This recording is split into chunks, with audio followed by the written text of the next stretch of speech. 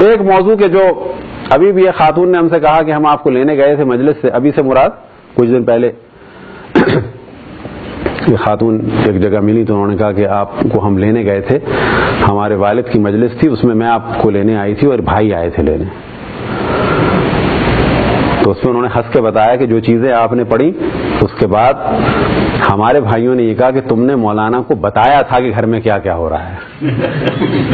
میں نے کہا کہ نہیں، آپ ان کو بتائیں، ہماری اور مجلسیں بھی دیکھ رہے ہیں. کراچی میں ہم نے ایک سلسلہ کر لیا تھا کہ ہر مجلس میں اپنے اوپر واجب سمجھتے ہوئے، بہت سارے لوگوں نے کہا یہ تو پہلے بھی پڑھ چکے ہیں، ہم نے کہا پہلے پڑھ چکے ہیں تو پہلے تو لا الہ الا اللہ بھی پڑھ چکے ہیں، تو پڑھنا چھوڑ دیں گے. تو بعض موضوعات ضروری ہیں جن کی تکرار کی جائے. تو ان میں سے ایک موضوع تھا میراث کا مسئلہ، تو وہ ہمیشہ بیان کرتے تھے کہ یاد رکھیں کہ ہمارے یہاں میراث میں اتنی گڑبڑ ہوتی ہے، الحفیظ علمان، جس کا زور چلتا ہے وہ فرعونیت دکھاتا ہے. حتی مائیں کم فرعونیت دکھاتی ہیں. آپ کے خیال میں شوہر مرتا ہے، پوری جائیداد پہ قبضہ کر لیتی ہیں، جیسا چاہتی ہیں خرچ کرتی ہیں، باپ کو دیتی ہیں، بھائی کو دیتی ہیں، بہنوں کی شادیوں میں دیتی ہیں. جائز ہے ان کے لیے، اپنے 8ویں میں سے دے سکتی ہیں. وہ یتیم بچوں کا مال ماں بھی نہیں دے سکتی. کسی عورت کے شوہر کا انتقال ہو، فرض کریں 1 کروڑ شوہر مال چھوڑ کے گیا ہے، خالص پیسے، سادی مثال دے دیتے ہیں، 80 لاکھ چھوڑ کے گیا ہے، تو بیوی کا کتنا ہے اس میں سے؟ 10 لاکھ. باقی 70 کس کا ہے؟ وہ بچوں کا ہے. فرض کریں کوئی بھی اس کا نہیں، صرف بچے ہیں، چاہے وہ 1 بچہ ہو چاہے وہ 8 بچے ہوں. 10 لاکھ سے اوپر خرچ کرنا حرام ہے، حتی ماں کے لیے. یہ فقہ اہل بیت کلیئر. کسی کو پسند ہے تو پسند ہے، نہیں پسند جاؤ. ہے یہی، اس میں کوئی رد و بدل نہیں ہو سکتی کہ ایسا کر دیں کہ ویسا کر دینا، کچھ نہیں ہو سکتا. حتی فتویٰ ہے کہ ماں بچوں کے پیسے کو کسی تجارت میں بھی نہیں لگا سکتی جہاں ایک ذرا سا خطرے کا امکان ہے. اگر ڈوب گئے تو کیا کرو گی؟ نہیں لگا سکتی. صرف ایسی جگہ جہاں پہ خطرہ نہ ہو. تو بعض دفعہ ماں کرتی ہے، بعض دفعہ کیا کرتا ہے؟ دادا کر لیتا ہے. کہاں پر؟ جوان بیٹا مرا، سب کچھ ہاتھ میں آ گیا، نہ بہو کو پتا نہ پوتا پوتی کو پتا، وہ اپنے مست ہیں. میرے بیٹے کا پیسہ ہے، تمہارے بیٹے کا پیسہ ہے، تمہارا پیسہ تو نہیں ہے. تمہیں اجازت ہے اس میں سے چھٹے حصے پر حکمرانی کی، وہ تمہارا ہے. باقی کس کا ہے؟ باقی اس کی بیوی کا ہے، تمہاری بیوی کا ہے اگر وہ ہے کوئی، کیونکہ بیٹا تمہارا تو نہیں مرا خالی، تمہاری بیوی کا بھی بیٹا تمہارا ہے، ان بچوں کا بھی ہے. پتہ چلا جی وہ 70 سال کا دادا جو ہے وہ جہنم خرید رہا ہے.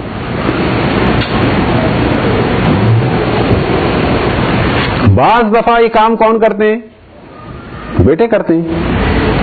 باپ مرا، سب پہ قبضہ کر لیا، ماں کو فقیر کر دیا. عام ہمارے کلچر کا حصہ ہے. یعنی کسی کا باپ اگر 8 کروڑ چھوڑ کے گیا ہے تو وہ سب بیٹوں کا ہو گیا نا. 1 کروڑ اس کی ماں کا ہے. اماں 90 سال کی، اماں 90 سال کی ہو یا 99 سال کی ہو، تمہارا کیا کام؟ یہ اس کا ہے 1 کروڑ. کیا کرے گی وہ؟ پان کھائے گی. کیا کرے گی؟ تمہارا سر ڈال لو. تم کیا کرو گے؟ تم زیادہ کو سمجھا سکتے ہو. 1 کروڑ اس کا ہے. وہ بیٹے قبضہ کر لیتے ہیں، بیٹے قبضہ کر لیتے ہیں. اور جو سب سے زیادہ کام ہو رہا ہے وہ کیا ہو رہا ہے؟ وہ ہمارے بھائی حضرات جو ہے نا، بھائی لوگ کی طرح کرتے ہیں کام. سب سے زیادہ جو ڈاکوؤں والا کام کرتے ہیں ہمارے معاشرے میں، انڈیا پاکستان میں، چاہے وہ سنی ہو، چاہے وہ شیعہ ہو، چاہے وہ سندھی ہوں، بلوچ ہوں یا پنجابی ہوں، چاہے مہاجر ہوں، چاہے وہ ادھر انڈیا کے ہوں اوپر نارتھ کے یا ادھر ساؤتھ، سب سے زیادہ جو خیانت کرتے ہیں باپ کے مرنے کے بعد کون کرتے ہیں؟ بھائی. پورے بھائی جو ہیں بھائی لوگ بن کے دکھاتے ہیں پیسے کے معاملے میں. بہنوں کو ذرا سا گلے لگا کے روتے ہیں. 50 لاکھ کی جگہ بہن کو 5 لاکھ دیتے ہیں. وہ بہن کہتی ہے اللہ ہمارے بھائی کتنے اچھے ہیں. وہ پتہ ہی نہیں 45 لاکھ مار کے بیٹھا ہے. یہ ہمارے کلچر کا حصہ ہے. یہ ذہن میں رکھیں کہ اگر آپ میں سے بھی کوئی ایسا ہے کہ جس کا گھر انڈیا پاکستان میں ہے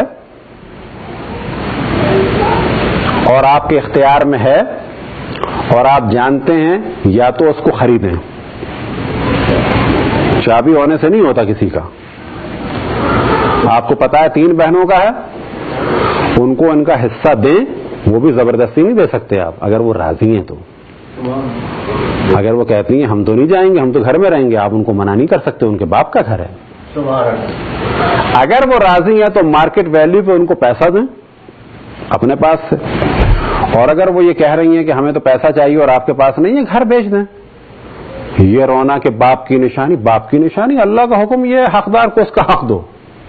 باپ اسی میں خوش ہوگا. باپ کو کیا کرنا ہے، اینٹوں کو میں نے بنوایا تھا، کس نے بنوایا تھا، یہ دروازے میں نے بڑھئی کے بنوائے تھے، تو بس یہ دروازے گھر جو ہے خالی پڑا رہے اور میری بیٹیاں جو ہیں وہ پریشان رہیں.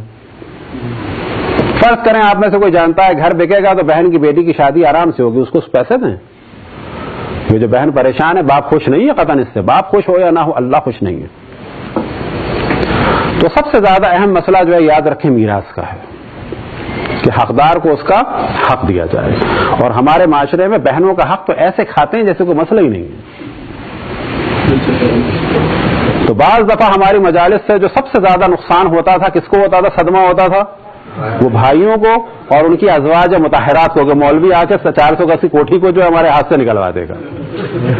یہ کس نے کہا کہ باپ کے مرنے کے بعد پراپرٹی بیٹوں کی ہوتی ہے؟ کس نے کہا؟ ہم لوگ ہندو ہیں، برہمن ہیں، رجواڑا سسٹم ہے ہمارے، کیا ہے بالآخر؟ یہ کہاں سے غلط نظریہ آیا ہے کہ باپ کے مرنے کے بعد گھر کس کا ہوتا ہے؟ بیٹوں کا. کس نے کہا؟ یہ قرآن نے کہا ہے. باپ کے مرنے کے بعد چاہے بزنس ہو چاہے گھر ہو، کس کا ہوتا ہے؟ باپ کے وارثوں کا. حتیٰ وہ بزنس کہ جو باپ نے ڈیولپ کیا تھا اور باپ کے زمانے میں باپ کی اجازت سے میں بیٹھتا تھا، میرا نہیں ہو گیا وہ، بلکہ کہا جائے گا اس زمانے میں بزنس کے مالک کی اجازت سے میں کام کر رہا تھا، اور وہ میری خواہش کے مطابق مجھے مال دے رہا تھا. جتنا بھی دے وہ اس کی مرضی تھی، وہ مالک تھا اس وقت، اس نے کہا تھا جتنا چاہے خرچ کرو. لیکن باپ کی آنکھ بند ہوتے ہی وہ بزنس ہو یا آفس ہو یا کسی قسم کا لائسنس ہو، گھر ہو یا کٹلری ہو یا کراکری ہو یا فرنیچر ہو یا ڈیکوریشن پیسز ہو یا حتیٰ گملے ہوں یا حتیٰ باپ کے پرانے کپڑے ہوں، کسی پر بھی 100% حق بیٹوں کا نہیں ہے. صرف ایک چیز پر بڑے بیٹے کا حق ہے، وہ کیا ہے؟ اگر ایک انگوٹھی، ایک قرآن، ایک عصا، یہ لے جائیے. لوگ کہتے ہیں بڑا بھائی، بڑے بھائی کو صرف یہ حق ملے گا. اور ایک اور حق بھی ہے، باپ کی قضا، نماز اور روزے. صلوات پڑھیں پر محمد والے محمد.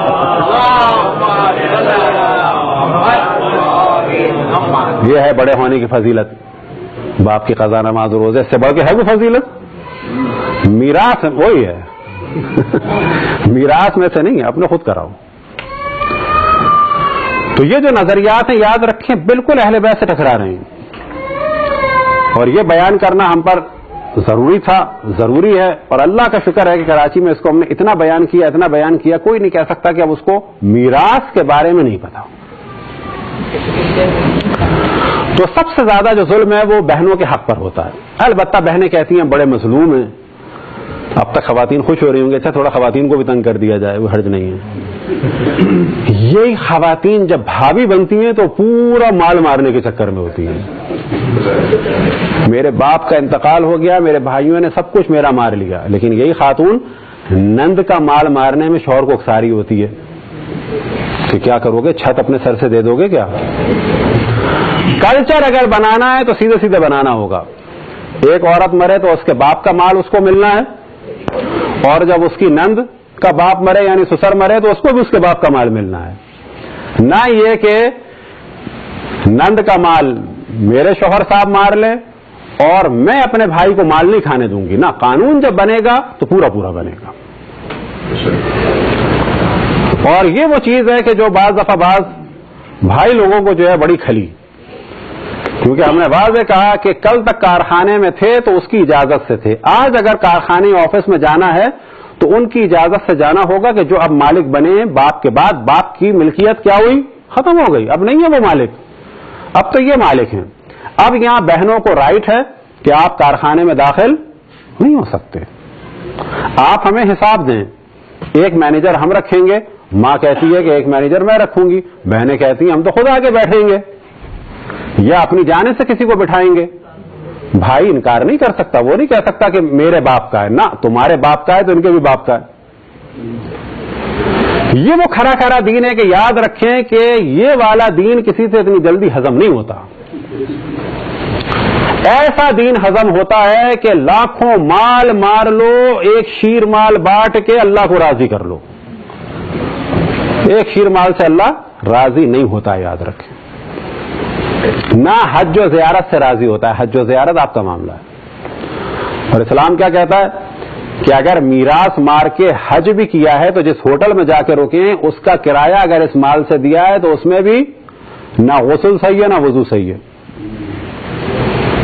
اب کوئی کہے کہ نہ اپنے مال سے گیا ہوں, تو اس کا بھی حکم یہ ہے کہ اگر کسی کی میراث ماری ہے تو اپنا مال بھی استعمال کرنا حلال نہیں ہے جب تک کہ اس کو اس کا حق نہ دے دو. بس اگر فرض کریں 20 لاکھ بنا تھا بہن کا, 40 لاکھ بنا تھا ہمارا, ہم نے 20 ادھر رکھے, 40 میں سے حج کیا ہے, تو اس کا جو ہم نے حج کیا ہے یا اس 40 سے جو گھر خریدا ہے اس کے غسل خانے میں بھی نہ غسل ہو سکتا ہے, نہ وضو ہو سکتا ہے, نہ گھر میں نماز ہو سکتی ہے. یہ ہے دین اسلام. اور اگر ہوٹل بک کرایا تو اس میں بھی غسل و وضو نہیں ہو سکتا. بس معلوم ہوا کہ اسلام اتنا کلیئر ہے کہ 2 رکعت نماز, ایک سادہ سا غسل اور وضو بھی, جو بظاہر لگتا ہے کیا, ہم بعض دفعہ سوال کرتے تھے کراچی میں, غسل و وضو انڈیویجل عبادت ہیں یا اس کا پبلک سے تعلق ہے؟ ہر آدمی کہتا ہے نا یہ تو انڈیویجل ہے. آخر انڈیویجل ہے, ہمیں تو جا کے نہانا ہے. لیکن آپ کو تعجب ہوگا جس جگہ نہانا ہے وہ جگہ غصبی نہ ہو, جس برتن میں پانی ہے وہ برتن غصبی نہ ہو, جو پانی ہے وہ غصبی نہ ہو. بس جہاں یہ گر رہا ہے پانی, اگر اس میں پھوپھیوں کا اور بہنوں کا حق مارا ہے تو ہم 50 سال سے جو غسل کر رہے تھے نہ نمازیں صحیح ہوئی نہ روزے صحیح ہوئے. ہم خالی پانی ڈال رہے تھے, غسل نہیں ہوا. غسل شرائط کے ساتھ ہوگا. ہم خالی کھڑے ہو کے رکوع کرتے تھے, سجدے میں جاتے تھے, نماز نہیں ہوئی. نماز کی شرط ہے کہ جگہ غصبی نہ ہو. یہ وہ ظلم ہے کہ یاد رکھیں کہ ہمارے معاشرے میں عام ہو چکا ہے. اس کے علاوہ جس کا جہاں پہ زور چلتا ہے وہ کھاتا ہے. اس کی بہت ساری مثالیں ہیں اور ہر مثال سے ڈرنا چاہیے جو ہم نے مثالیں دی. مثال کے طور پر ایک جگہ ایک خاتون کے شوہر کا انتقال ہو گیا اور وہ ان کے دوسرے شوہر تھے.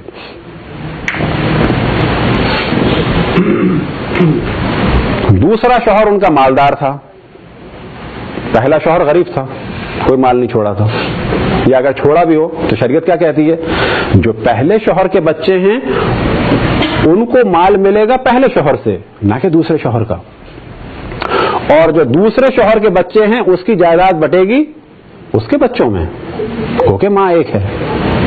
محترمہ نے کیا کہا, میں کسی کے ساتھ ظلم نہیں ہونے دوں گی, سب کو برابر دوں گی. جائز ہے.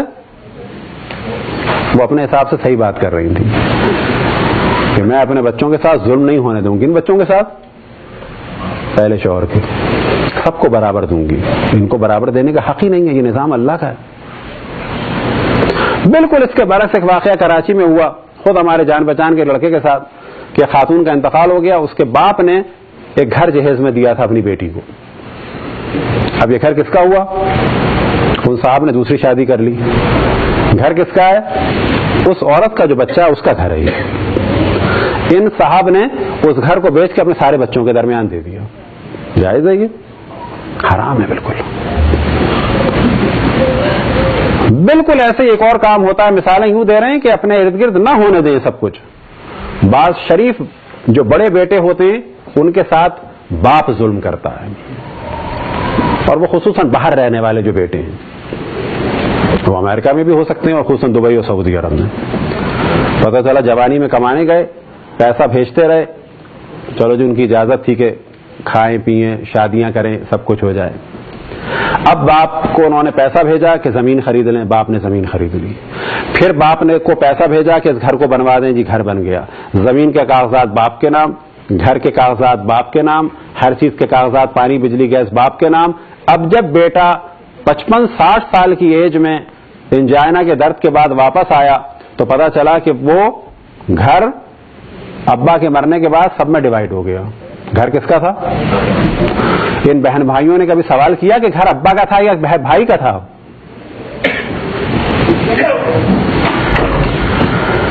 یہ وہ ظلم ہے کہ جو ہمارے معاشرے میں بہت آرام سے ایکسپٹ کیے جا چکے ہیں اور ان کو بالکل اپنے ایک نارمل لیا جاتا ہے کہ جہاں سے آ رہا ہے آنے دو. صلوات پڑھیں پر محمد والے.